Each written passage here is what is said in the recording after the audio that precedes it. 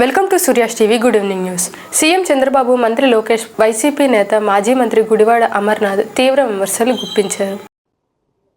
వారి పత్రికా సమావేశం సుదీర్ఘంగా జరిగిన తర్వాత వాస్తవాలన్నీ కూడా ప్రజలకి తెలుస్తున్నాయన్నటువంటి ఉద్దేశంతో నిన్న మధ్యాహ్నం వారి పత్రికా సమావేశం పూర్తయిన దగ్గర నుంచి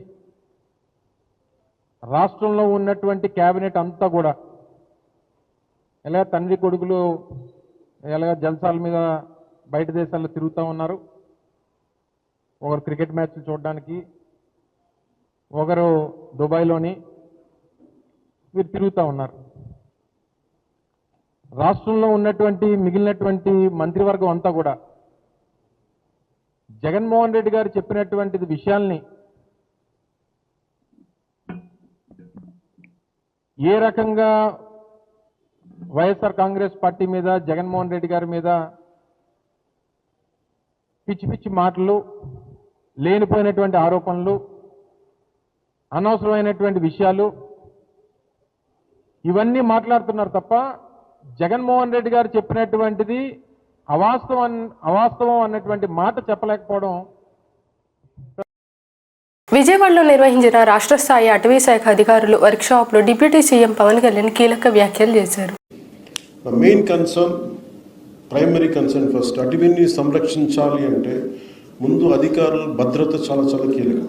సో దాని మీద మేము ప్రత్యేకించి నేను చాలా స్పష్టత ఉంది. ఎనీ పొలిటికల్ ఇష్యూస్ వచ్చినా కానీ, పొలిటికల్ ఒత్తిళ్ళు వచ్చినా కానీ చాలా చాలా స్పష్టంగా, ఇంక్లూడింగ్ కూటమి పార్టీలో ఉండే వ్యక్తులు కానీ, ఎమ్మెల్యేలు కావచ్చు, మిగతా ఏ స్థాయి వ్యక్తులైనా కావచ్చు, వెరీ క్లియర్ కట్ ఇండికేషన్ ఇవ్వడం జరిగింది.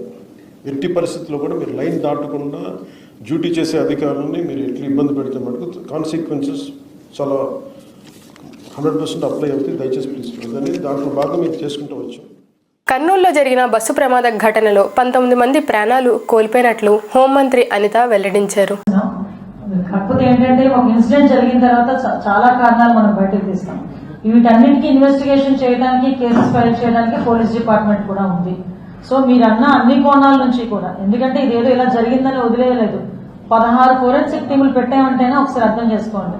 అందులో 4 టీమ్స్ ఎక్స్క్లూజివ్లీ దీని గురించే, అది ఇన్సిడెంట్ ఎలా జరిగింది, ఇన్సిడెంట్ జరగడానికి కారణం ఏంటి, ఎక్కడ స్టార్ట్ అయింది, ఇవన్నీ కూడా చాలా క్లియర్ గా బయటకు వస్తాయి.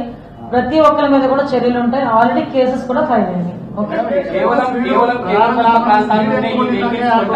కేంద్రపాలిత ప్రాంతాల్లో కొన్న తర్వాత ఈ విధంగా స్టేట్ లో మెట్రోపాలిటన్ సిటీస్ లో ట్రావెల్ చేస్తూ ఉన్నారు. ఎందుకంటే యూటీస్ లో వెహికల్స్ కాస్ట్ చాలా తక్కువగా ఉంటుంది. తర్వాత వాటికి సరైనటువంటి ఆధారాలు లేవు. ఆధారాలు లేకున్నా అధికారులు కూడా మామూలు మాయలు ఉంటూ యథేచ్ఛగా ఈ వెహికల్స్ రోడ్డు మీదకి రావడం వల్ల ఇలా జరుగుతూ ఉన్నాయి అనేది పబ్లిక్. ఇప్పుడు ఇన్సిడెంట్ జరిగింది కాబట్టి చాలా వస్తాయి, నేను కాదని చెప్పట్లేదు, నేను అది కాదు. ఆల్రెడీ దీనికి సంబంధించి చూసుకుంటే మొత్తం ఆల్ ఇండియా పర్మిట్ ఉంది, ఫిట్నెస్ సర్టిఫికేట్స్ ఉన్నాయి, అన్ని కూడా ఉన్నాయి ఇందులో. సో ఎందుకు జరిగింది, ఏం జరిగింది, మీరన్న కోణంలో కూడా మేము ఈ రోజు దర్యాప్తు చేయడానికి సిద్ధంగా ఉన్నాం. అన్ని కోణాల్లోని దర్యాప్తు చేయమని గౌరవ ముఖ్యమంత్రి గారు ప్రత్యేకంగా దీని మీద ఆదేశించారు. ఈ రోజు మమ్మల్ని అందరినీ హుటాహుటిని ఇక్కడికి పంపించడంలోనే దీన్ని సీరియస్ గా, ఎంత సీరియస్ గా రాష్ట్ర ప్రభుత్వం తీసుకున్నదన్న విషయం కూడా మీరు గ్రహించుకోవాలి. 2047 నాటికి ఏపీని గ్లోబల్ ఎకనామిక్ పవర్ హౌస్ గా మార్చి సాంకేతిక ఆవిష్కరణలు, సుస్థిరమైన సమగ్రాభివృద్ధికి ద్వారా ప్రజలకు ఉజ్వల భవిష్యత్తు అందించడమే తమ సంకల్పమని మంత్రి నారా లోకేష్ అన్నారు. Why you should consider Andhra Pradesh? We are the second largest, fastest growing states right now, soon to be number 1, with all these investments getting grounded. We don't believe in signing MOUs. We are not into that. We mean business, we mean grounding. We have serious ADD, attention deficit disorder, so we'll have to be on top of things and execute on things and really get the ball rolling. So as my team members have shared, we are hosting a partnership summit in Visakhapatnam. It's a beautiful city, 14th and 15th of November. So please come visit us. For people who know India, if Bangalore were to marry, go and have a child, that will be Visakhapatnam. We are best of both worlds. It's a gorgeous city. It's the 9th largest economic city in India. We aspire to be among the top 3. And Visakhapatnam Economic Corridor, as we call it, is going to be $1 trillion economic corridor for us. So we are looking now planning, because we've had massive investments, massive announcements come in and work started.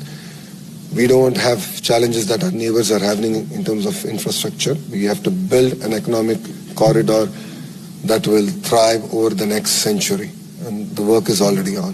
So please come visit us. I'll be there. We'll be more than happy to host you.